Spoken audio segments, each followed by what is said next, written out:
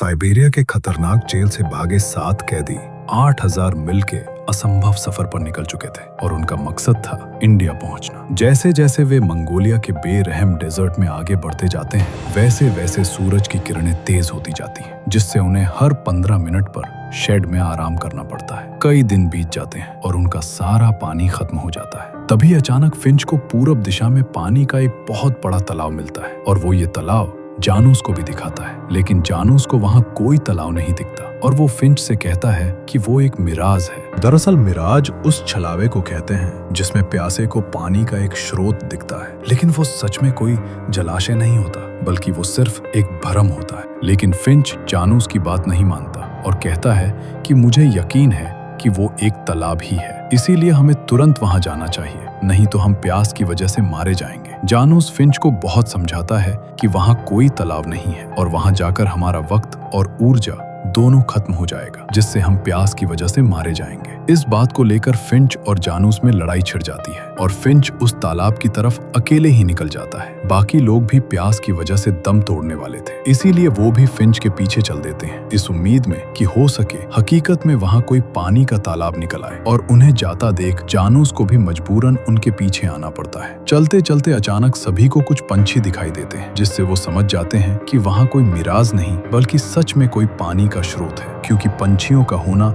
सबसे बड़ा संकेत था कि आसपास जरूर कहीं पानी मौजूद है। तभी भागते भागते उन्हें पानी का एक कुआं दिखाई देता है और सब उस कुएं के पानी पर टूट पड़ते हैं और बहुत दिनों बाद अपनी प्यास बुझाते हैं। वे लोग उसी कुएं के पास अपना डेरा डाल लेते हैं। तभी जानूस अपने साथियों से कहता है कि हम यहाँ ज्यादा देर तक नहीं ठहर सकते, क्योंकि इस कुएं को किसी आदिवासी समूह ने बनाया है और वो कभी भी यहाँ आ सकते हैं और हमें खत्म कर सकते हैं। और वैसे भी यहाँ हम बिना कुछ खाए ज्यादा दिन तक सरवाइव नहीं कर सकते, इसीलिए हमें फौरन अपना सफर फिर से शुरू करना होगा, इससे पहले कि हम बहुत कमजोर हो जाए। लेकिन सुबह होते होते टीम आगे बढ़ने का फैसला कर लेती है, क्योंकि अगर वो यहाँ रुके तो वैसे भी भूख की वजह से मारे जाएंगे। वे सबसे पहले बारी बारी अपने ऊपर पानी डालकर अपने आप को ठंडा करते हैं और बहुत सारे बर्तनों में पानी भरने के बाद वो फिर से अपना सफर शुरू करते हैं। तो सबसे बड़ा सवाल ये है कि आखिर ये लोग साइबेरिया के उस खतरनाक जेल से कैसे भागे और आखिर क्यों इन लोगों को उम्र कैद की सजा सुनाई गई थी। इस सवाल का जवाब जानने के लिए हमें आज से 5 महीने पहले पोलैंड जाना होगा, जहां हम एक नौजवान पोलिश आर्मी ऑफिसर को देखते हैं जिसका नाम जानूस होता है। जानूस को रशियन आर्मी गिरफ्तार कर लेती है और एक ऑफिसर उसे एक कबूलनामे पर साइन करने के लिए कहता है, जिसमें ये लिखा था कि मेरा नाम जानूस है और मैं कबूल करता हूँ कि मैं एक गद्दार हूँ। लेकिन जानूस उस कबूलनामे पर साइन करने से मना कर देता है। तभी ऑफिसर विटनेस के तौर पे जानूस की बीवी को बुलाता है और जानूस की बीवी से पूछता है कि तुम जानूस के बारे में क्या जानती हो। जानूस की पत्नी रोते हुए कहती है कि मेरा पति दुश्मनों के लिए काम करता है और ये एक जासूस है। ये सुनकर जानूस के होश उड़ जाते हैं और वो समझ जाता है कि मेरी पत्नी को डरा धमकाकर ये बयान लिए गए हैं। इसके बाद जानूस की बीवी से उस कबूलनामे पर सिग्नेचर लिया जाता है और उसे यहाँ से जबरदस्ती बाहर भेज दिया जाता है। ऑफिसर जानूस से एक आखिरी बार पूछता है कि क्या तुम साइन करने के लिए रेडी हो, लेकिन जानूस साइन करने से मना कर देता है। दरअसल जानूस पोलैंड का एक नागरिक था और इस वक्त द्वितीय विश्व युद्ध का समय चल रहा था। पोलैंड पर रशिया कब्जा कर चुका था और रशियन गवर्नमेंट पोलैंड के सभी मुख्य आर्मी ऑफिसर को झूठे केस में फंसाकर जेल के अंदर डाल रहे थे और जानूस भी रशियन गवर्नमेंट के इस घिनौने खेल के चपेट में आ चुका था। अब यहाँ से सीन शिफ्ट होता है साइबेरिया के घने जंगलों में, जहाँ सभी कैदियों को एक खास प्रिजन में लाया जाता है और इन कैदियों में जानूस भी शामिल होता है। ये जेल साइबेरियन फॉरेस्ट के बीचों बीच बनाया गया था, जहाँ रूह जमा देने वाली ठंड पड़ती थी। गार्ड सभी नए कैदियों को स्टेज के सामने खड़ा करवाते हैं और फिर स्टेज पर वार्डन आता है और वार्डन सभी नए कैदियों को चेतावनी देता है कि अगर तुम में से कोई भी इस जेल से भागने की कोशिश की तो वो उसके जीवन का सबसे आखिरी कोशिश होगा, क्योंकि यहाँ तुम्हारे लिए सबसे बड़ा खतरा हमारे गार्ड्स नहीं है, बल्कि सबसे बड़ा खतरा साइबेरिया का ये विशाल जंगल है, जिसे पैदल पार करना असंभव है, क्योंकि यहाँ से 5000 माइल के दायरे में सिर्फ ठंड से जमा देने वाली मौत छुपी है। इसीलिए अपने दिमाग से भागने का ख्याल निकाल दो। रात होते ही सभी कैदी खाने की लाइन में लग जाते हैं, जहां जानूस की नजर एक अमेरिकन कैदी पर पड़ती है जिसका नाम फिंच होता है। फिंच के कटोरे से एक ब्रेड का टुकड़ा नीचे गिर जाता है और एक कैदी उस ब्रेड पर झपटने के लिए आगे बढ़ता है, लेकिन फिंच उस ब्रेड को अपने पैरों से दबा देता और उस ब्रेड को वापस उठा लेता है, जिससे हमें पता चलता है कि इस जेल में खाना ही सबसे कीमती चीज है। जानूस को उस कैदी पर दया आ जाती है और वो अपना खाना उस कैदी को दे देता है। ये देखकर फिंच जानूस से कहता है कि इस जेल में दया दिखाओगे तो ज्यादा दिन तक सरवाइव नहीं कर पाओगे, और ये कहकर फिंच वहां से चला जाता है। अब हम इस जेल के सबसे बदमाश कैदी को देखते हैं जिसका नाम वाल्का था, जो बैठकर अपने गैंग के साथ ताश खेल रहा होता है। वाल्का जुए में काफी पैसे हार चुका था और उसका ओपोनेंट तुरंत पैसे चुकाने की जिद कर रहा होता है। तभी वाल्का की नजर एक नए कैदी पर पड़ती है जिसने एक महंगा जैकेट पहन रखा था। वाल्का उस कैदी से वो जैकेट मांगता है, लेकिन वो कैदी जैकेट देने से मना कर देता है। तभी वाल्का गुस्से में अपना चाकू निकालता है और उस कैदी के पेट में चाकू मारकर उसका जैकेट जबरदस्ती छीन लेता है और फिर वो ये जैकेट अपने ओपोनेंट को दे देता है। ये सब देखकर जानूस बुरी तरह से डर जाता है और वो समझ जाता है कि इस जेल की जिंदगी बहुत बेरहम है। तभी जानूस के पास एक और कैदी आता है जिसका नाम खबरोव था। खबरोव दिल का बहुत अच्छा इंसान होता है, इसीलिए जानूस और खबरोव में गहरी दोस्ती हो जाती है और वो दोनों मिलकर इस जेल से भागने का प्लान बनाने लगते हैं। खबरोव जानूस से कहता है कि मैं इस जेल में काफी सालों से हूँ और मुझे इस जेल से भागने का एक सीक्रेट रास्ता पता है, लेकिन सबसे बड़ा सवाल ये है कि हम इस जेल से भागकर जाएंगे कहां, क्योंकि पूरे यूरोप में इस वक्त द्वितीय विश्व युद्ध चल रहा है और वहां जाना बिल्कुल सेफ नहीं है। तभी जानूस कहता है कि हम यूरोप की तरफ नहीं जाएंगे बल्कि दक्षिण दिशा की तरफ जाएंगे जहां मंगोलिया पड़ता है, और मंगोलिया में रहकर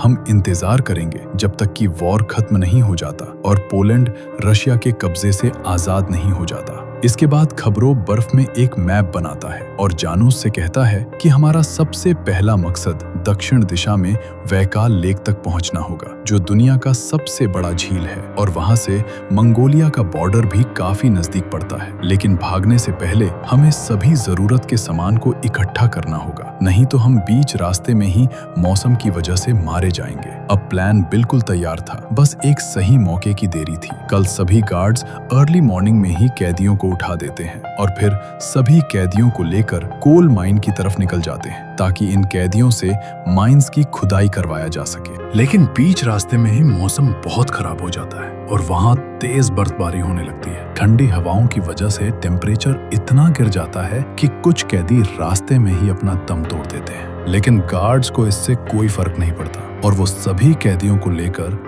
माइंस तक पहुंच जाते हैं। कैदियों को लगातार 8 घंटे काम करने का शिफ्ट दिया जाता है और काम के बीच में ही जानूस पूरी तरह से थक जाता है, जिससे उसे चक्कर आने लगता है और वो अपना मानसिक संतुलन खोने लगता है। अचानक जानूस ऐसा महसूस करता है जैसे वो अपनी माँ के घर के पास पहुंच गया हो और वो धीरे धीरे घर के दरवाजे की तरफ बढ़ने लगता है। जानूस अपने माँ के कदमों की आहट साफ साफ सुन रहा था, जैसे माँ दरवाजे की तरफ ही बढ़ रही है और दरवाजा खोलने वाली है। लेकिन ये सब जानूस का एक भ्रम था और इसी भ्रम के चलते वो धीरे धीरे माइन से बाहर निकलने लगता है, जिससे गार्ड उसे चेतावनी देते हैं कि जल्दी से वापस लौट जाओ, नहीं तो मैं तुम्हें गोली मार दूंगा। इससे पहले कि गार्ड जानूस को गोली मारता, फिंच उसे वापस अंदर खींच लेता है और जानूस को नींद से जगा देता है। नींद से जागने के बाद जानूस बहुत इमोशनल हो जाता है क्योंकि उसे अपनी माँ की बहुत याद आ रही होती है। वो फिंच से कहता है कि मैं अपनी पूरी जिंदगी यहाँ नहीं गुजार सकता, इसीलिए मुझे यहाँ से भागना ही होगा। और जानूस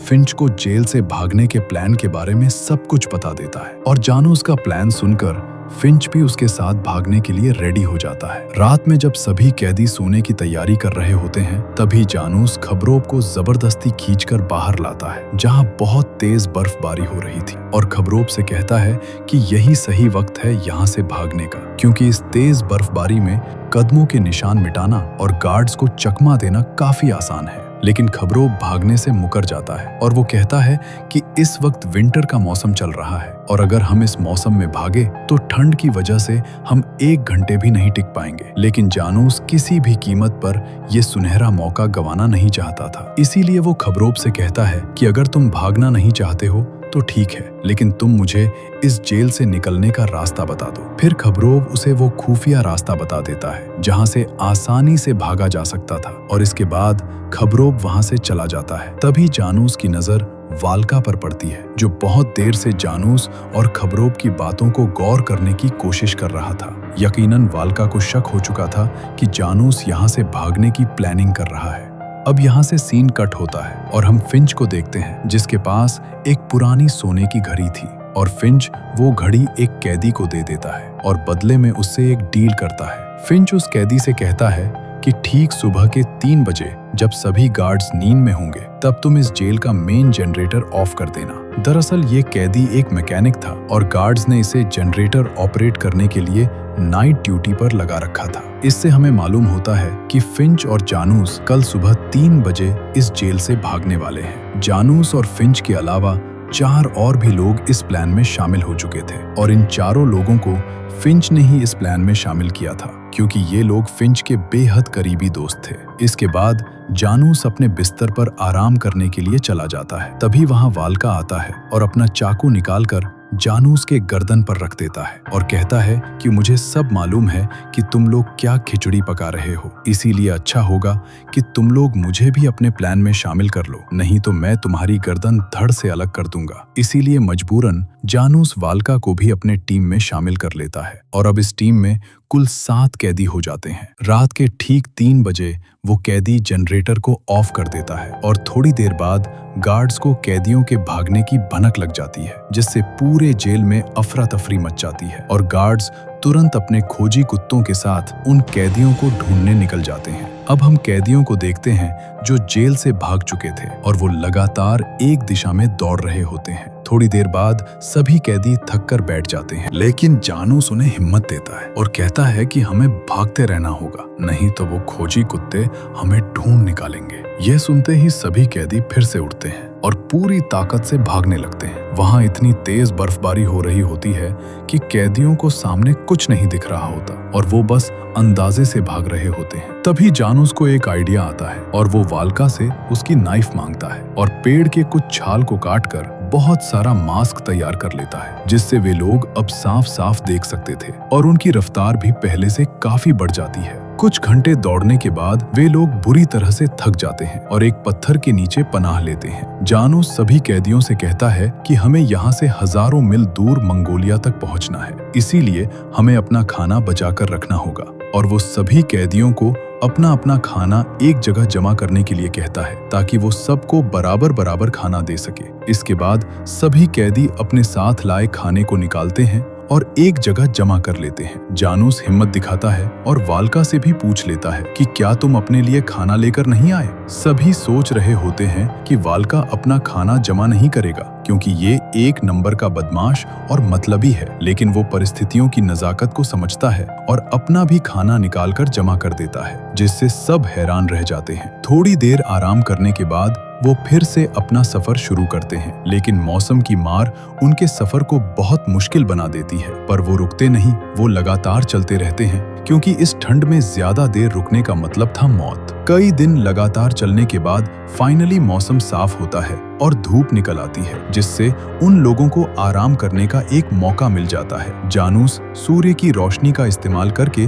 दक्षिण दिशा का पता लगा लेता है और अपने दोस्तों से कहता है कि हमारा सबसे पहला पड़ाव बैकाल लेक है, जहां पहुंचने में हमें 4 हफ्ते लग सकते हैं, इसीलिए हमें लगातार चलना होगा, नहीं तो हम विंटर खत्म होने से पहले बैकाल लेक तक नहीं पहुंच पाएंगे, और अगर विंटर खत्म हो गया तो गार्ड्स हमें आसानी से ढूंढ सकते हैं। ये सुनते ही सब लोग फिर से अपना सफर शुरू करते हैं, लेकिन कई दिन चलने के बाद भी मौसम सुधरने का नाम नहीं लेता। वो जैसे जैसे आगे बढ़ रहे थे वैसे वैसे ठंड भी बढ़ती जा रही थी। सभी कैदी जंगल से लकड़ियां इकट्ठा करके लाते हैं और आग जलाने की कोशिश करते हैं। तभी एक कैदी जिसका नाम रोमेन होता है, वो नोटिस करता है कि उसका दोस्त काजिक अभी तक जंगल से नहीं लौटा, जिससे सब मिलकर काजिक को ढूंढने लगते हैं। वहीं हम काजिक को देखते हैं जो जंगल में खो चुका था, क्योंकि उसे नाइट ब्लाइंडनेस की बीमारी होती है। इसीलिए काजिक एक जगह पर बैठ जाता है और अपने दोस्तों का इंतजार करने लगता है। सभी दोस्त काजिक को ढूंढकर थक जाते हैं और वापस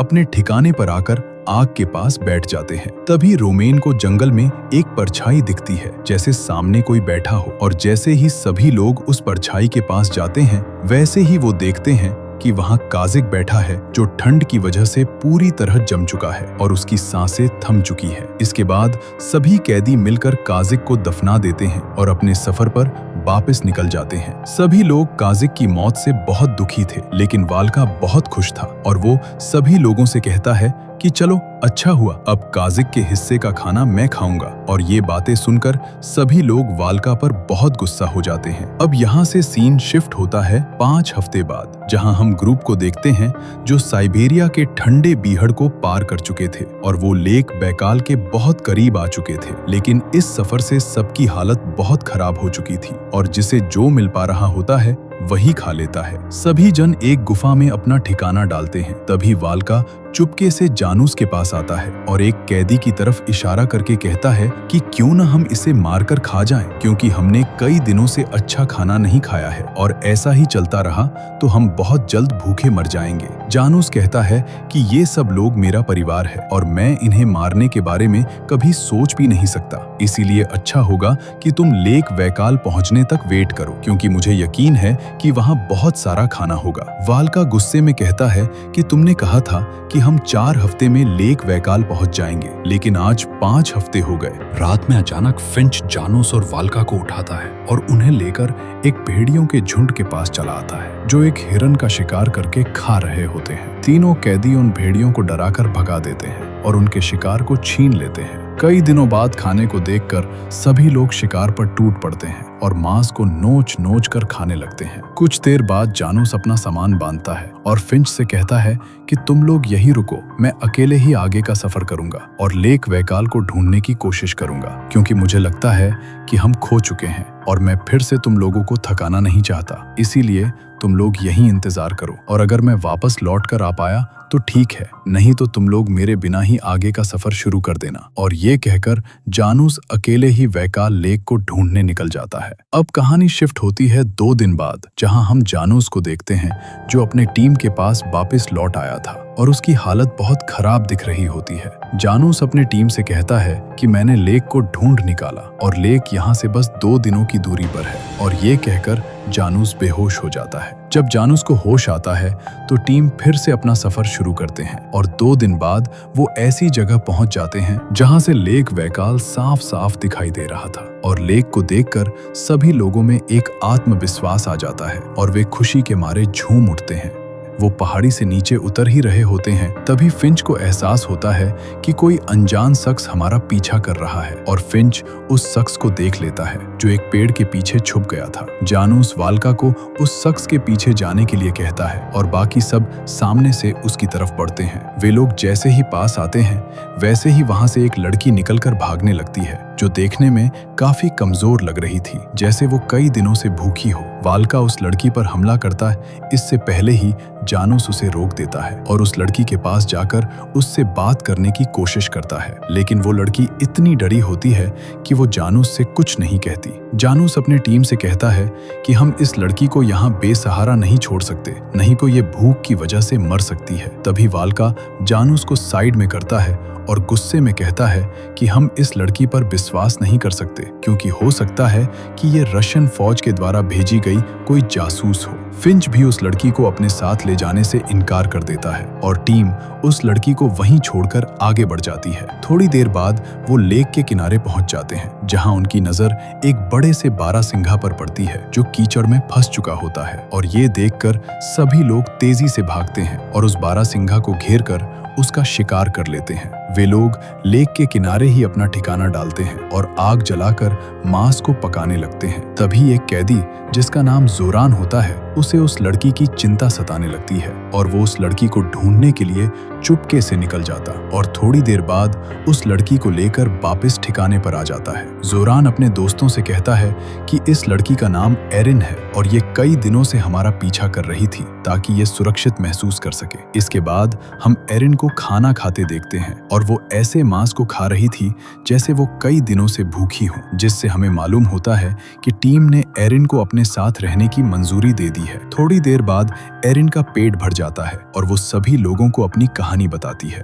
वो कहती है कि मैं पोलैंड से हूँ और मैं बेहद अमीर फैमिली से बिलोंग करती हूँ और मेरे पेरेंट्स पोलैंड के जाने माने पॉलिटिशियंस थे, लेकिन एक दिन रशियन आर्मी ने पूरे पोलैंड को अपने कब्जे में कर लिया और मेरे पेरेंट्स को गिरफ्तार करके उन्हें जेल भेज दिया। लेकिन मैं किसी तरह अपने घर से भागकर जंगलों की तरफ चली आई और आज तक मैं रशियन आर्मी से भागती आ रही हूँ। कल सुबह सभी लोग लेक में नहा धोकर रेडी हो जाते हैं और रोमेन सभी लोगों की दाढ़ी सेव कर देता है और इसके बाद सभी लोग अपने दूसरे और आखिरी पड़ाव मंगोलिया की तरफ निकल पड़ते हैं, जो लेक वैकाल से 200 माइल की दूरी पर मौजूद था। कुछ दिन चलने के बाद वे लोग रशिया और मंगोलिया के बॉर्डर पर पहुंच जाते हैं, लेकिन बॉर्डर पर लोकल्स की आबादी बहुत घनी होती है, जिसे देखकर टीम बहुत घबरा जाती है और वे डिसाइड करते हैं कि वे रात होने तक का इंतजार करेंगे ताकि अंधेरे का फायदा उठाकर वो बॉर्डर को आसानी से पार कर सके। जैसे ही शाम ढलती है वैसे ही वे लोग चुपके से बॉर्डर के पास पहुंच जाते हैं और बॉर्डर को पार करके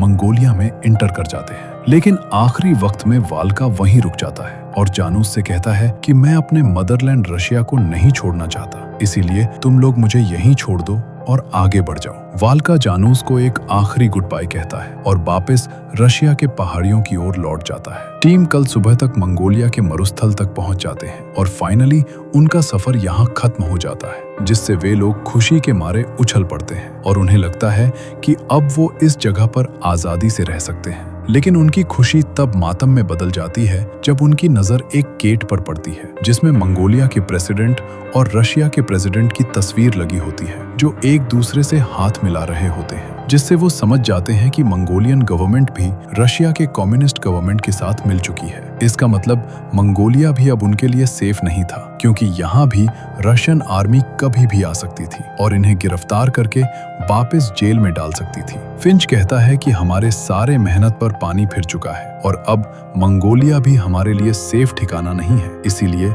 हमें आगे बढ़ते रहना होगा और छुपने के लिए कोई सेफ जगह ढूंढनी होगी। आगे इन लोगों को एक टूटी हुई बुद्धिस्ट मॉनेस्ट्री मिलती है जिसमें ये अपना ठिकाना डाल लेते हैं और आगे की प्लानिंग करना शुरू कर देते हैं। जानूस बड़े गौर से दक्षिण दिशा की तरफ देख रहा होता है। तभी एक कैदी जिसका नाम जेरी होता है वो कहता है कि हम साउथ की तरफ तिब्बत जा सकते हैं, जो हमारे रहने के लिए एक सेफ ठिकाना हो सकता है। लेकिन तभी फिंच कहता है कि इस वक्त चीन पर जापानियों ने कब्जा कर रखा है और पूरे देश में जंग चल रही है, इसीलिए चीन भी हमारे लिए बिल्कुल सेफ नहीं है। तभी जानूस कहता है हम तिब्बत के भी पार जाएंगे और हिमालय पर्वत को पार करके इंडिया पहुंचेंगे, क्योंकि इस वक्त इंडिया ही मात्र एक सेफ जगह है जहां हम बेफिक्र होकर रह सकते हैं। तभी जेरी कहता है कि इंडिया यहां से 3000 मील दूर है और बीच में हमें मंगोलिया के इस खतरनाक रेगिस्तान को पार करना होगा, जिसे पैदल पार करना असंभव है। तभी फिंच कहता है कि हमें इंडिया पहुंचना ही होगा क्योंकि हमारे पास और कोई रास्ता नहीं है। वे लोग फिर से हिम्मत जुटाते हैं और एक बार फिर से इस डरावने सफर पर पैदल ही निकल पड़ते हैं, जो पहले सफर से भी काफी ज्यादा मुश्किल होने वाली थी, क्योंकि उनके बीच हजारों मील तक फैला एक गर्म रेगिस्तान था और इस तपती धूप में 2 मिनट भी चलना बहुत मुश्किल था। कुछ देर के सफर के बाद टीम देखती है कि कुछ घुड़सवार तेजी से उनके पास बढ़े चले आ रहे हैं, जो मंगोलिया के आदिवासी का एक समूह था और ये देखकर रोमेन डर के मारे वहां से भागने लगता है। लेकिन जानूस रोमेन को रोकता है और कहता है कि अगर हम में से कोई भी भागा तो ये लोग हम सबको मार डालेंगे। आदिवासी का वो समूह उन लोगों को चारों तरफ से घेर लेते हैं, लेकिन सभी कैदी उनके सामने ऐसा पेश आते हैं जैसे सब कुछ नॉर्मल हो, ताकि आदिवासियों को उन पर कोई शक न हो। फिंच आदिवासियों के लीडर से कहता है कि हम बहुत गरीब हैं और हम तिब्बत की राजधानी लहासा की यात्रा पर निकले हैं। लीडर एरिन के बारे में पूछता है कि ये लड़की कौन है, जिसके रिप्लाई में फिंच कहता है कि एरिन मेरी बेटी है और इसके बाद वो आदिवासियों का समूह उन्हें छोड़कर वहां से चले जाते हैं। थोड़ी देर बाद टीम आराम के लिए रुकती है और जोरान सभी लोगों को एक हैट बनाकर पहना देता है ताकि सूरज की तेज रोशनी से थोड़ी राहत मिल सके। अब इसके बाद क्या होता है वो आप कहानी की शुरुआत में ही जान चुके हैं। वो उस कुएं को छोड़कर अपना सफर फिर से शुरू करते हैं, लेकिन कई दिन चलने के बाद उनकी हालत खराब होने लगती है, क्योंकि अब वो मरुस्थल के सबसे बेरहम और गर्म भाग में प्रवेश कर चुके थे। तभी चलते चलते अचानक एरिना जमीन पर गिर जाती है और ये देख बाकी लोग भागकर एरिना के पास आते हैं और जोरान तुरंत एरिना के जूते उतार देता है। उसके पैर सूजकर बेहद मोटे हो चुके थे, जिसे देखकर सभी लोग टेंशन में आ जाते हैं। तभी अचानक एरिना जागती और बैठ जाती है, क्योंकि उसे गैर मर्द का स्पर्श बहुत अजीब लग रहा होता है। वो अपने टीम के लिए बोझ नहीं बनना चाहती थी, इसीलिए वो पूरी ताकत से वापस खड़ा होती है और आगे बढ़ने लगती है। लेकिन उसकी तबीयत इतनी खराब हो जाती है कि 2 कदम चलने के बाद भी वो फिर से लड़खड़ाकर जमीन पर गिर जाती है। पर वो हार नहीं मानना चाहती थी, इसीलिए वो हिम्मत जुटाकर फिर से खड़ी होती है। तभी अचानक जोरान पीछे से आता है और एरिन को जबरदस्ती अपने गोद में उठा लेता है, जिससे एरिन को बहुत अजीब लगता है और वो जोरान को ऐसा करने से रोकने लगती है। लेकिन कुछ दूरी तक चलने के बाद एरिन बिल्कुल शांत हो जाती है, क्योंकि वो समझ चुकी थी कि अब उसके जीवन का आखिरी समय आ चुका है। धीरे धीरे जोरान के भी पैर लड़खड़ाने लगते हैं, इसीलिए एरिन चुपके से जोरान के कान में कहती है कि मुझे जमीन पर उतार दो, और इसके बाद जोरान उसे जमीन पर लेटा देता है। एरिन बहुत कमजोर हो चुकी थी, जिससे बाकी लोग समझ जाते हैं कि अब एरिन कुछ ही वक्त की मेहमान है। इसके बाद एरिन एक नजर अपने सभी साथियों पर डालती है, जो मायूसी से उसे देख रहे थे। तभी फिंच एरिन से कहता है कि कोई बात नहीं, हम फिर मिलेंगे। और ये सुनते ही एरिन अपनी आंखें बंद कर लेती है और इस दुनिया को हमेशा के लिए अलविदा कह देती है। इसके बाद सभी लोग एरिन को वहीं दफना देते हैं और ईश्वर से प्रार्थना करके अपने सफर पर निकल पड़ते हैं। कुछ दिनों बाद उनका सारा पानी खत्म हो जाता है और प्यास की वजह से जेरी की भी मौत हो जाती है और अब वहां सिर्फ 4 जन ही बचते हैं। कई दिन चलने के बाद वो चीन के बॉर्डर तक पहुंच जाते हैं, जहां से हरी भरी पहाड़ियां साफ दिख रही होती है और ये देखकर सभी लोग बहुत खुश हो जाते हैं। लेकिन फिंच के चेहरे पर कोई मुस्कान नहीं आती, क्योंकि वो बहुत कमजोर हो चुका था और एक कदम भी चलना उसके लिए बहुत मुश्किल हो चुका था। इसीलिए फिंच जानूस से कहता है कि तुम लोग मुझे यहीं छोड़ दो और आगे बढ़ जाओ, क्योंकि अब मैं जीना नहीं चाहता और मैं शांति से मरना चाहता हूँ। लेकिन जानूस किसी भी कीमत पर फिंच को छोड़ने के लिए राजी नहीं होता और उसके साथ वहीं रुक जाता है। रात होते ही फिंच जानूस से दोबारा कहता है कि तुम अपना वक्त बर्बाद कर रहे हो, इसीलिए अच्छा होगा तुम लोग मुझे अकेला छोड़कर आगे बढ़ जाओ। तभी जानूस कहता है कि जब तक तुम जाने का फैसला नहीं कर लेते तब तक मैं तुम्हारे साथ ही रुकूंगा, चाहे इस वजह से मुझे अपनी जान गंवानी क्यों न पड़े। इसीलिए फिंच को मजबूरन जानूस की बात माननी पड़ती है। कल सुबह फिंच बिना किसी को बताए सफर फिर से शुरू करता है और ये देखकर जानूस और बाकी साथियों में एक जोश भर जाता है और वो तुरंत अपना सामान इकट्ठा करके फिंच के पीछे चल देते हैं। कई दिनों के सफर के बाद वो तिब्बत के बर्फीले पहाड़ियों तक पहुंच जाते हैं और एक मोनेस्ट्री के पास आराम करने के लिए रुकते हैं। तभी वहां एक शेरपा आता है, जिसे देखकर वे लोग बहुत डर जाते हैं। लेकिन वो शेरपा बहुत नेक दिल का इंसान था और वो कहता है कि मेरे साथ चलो, हम तुम्हें सुरक्षित जगह पर लेकर जाएंगे। वे लोग काफी भूखे प्यासे थे, इसीलिए वे उस शेरपा के पीछे चल देते हैं, इस उम्मीद में कि उन्हें खाना मिल जाएगा। शेरपा उन्हें दूर से अपना शहर दिखाता है और ये शहर तिब्बत की राजधानी लहासा होती है, जो ऊपर से देखने में काफी खूबसूरत लग रही थी। शेरपा उन लोगों को लहासा शहर में ले जाता है और अपने कबीले वालों से मिलवाता है, जहां उन लोगों की बहुत अच्छे से मेहमान नवाजी होती है। तभी जानूस कबीले के लीडर से पूछता है कि इंडिया यहाँ से कितनी दूर है, और लीडर कहता है कि इंडिया यहाँ से ज्यादा दूर नहीं है और हमारे यहाँ से बहुत सारे लोग हर साल सिक्किम की ओर धार्मिक यात्रा पर निकलते हैं। लेकिन ये वक्त इंडिया जाने के लिए बिल्कुल ठीक नहीं है, क्योंकि तेज बर्फबारी के कारण सभी रास्ते बंद हो चुके हैं। इसीलिए तुम लोगों को कुछ महीने का इंतजार करना होगा। वे सब सोने की तैयारी करते हैं और आपस में डिस्कस करते हैं कि आगे क्या किया जाए। रोमेन और जोरान कहते हैं कि ये जगह भी रहने के लिए काफी अच्छी है, क्यों न हम इसी जगह पर हमेशा के लिए रुक जाएं। तभी जानूस कहता है कि नहीं, हमारी मंजिल इंडिया है और हम अपने मंजिल के बेहद करीब है और मंजिल के इतने करीब आकर हम हार नहीं मान सकते। फिंच जानूस से पूछता है कि लेकिन इस वक्त हम इंडिया जाएंगे कैसे, क्योंकि लीडर ने कहा है कि इंडिया तक जाने के सारे रास्ते बंद है।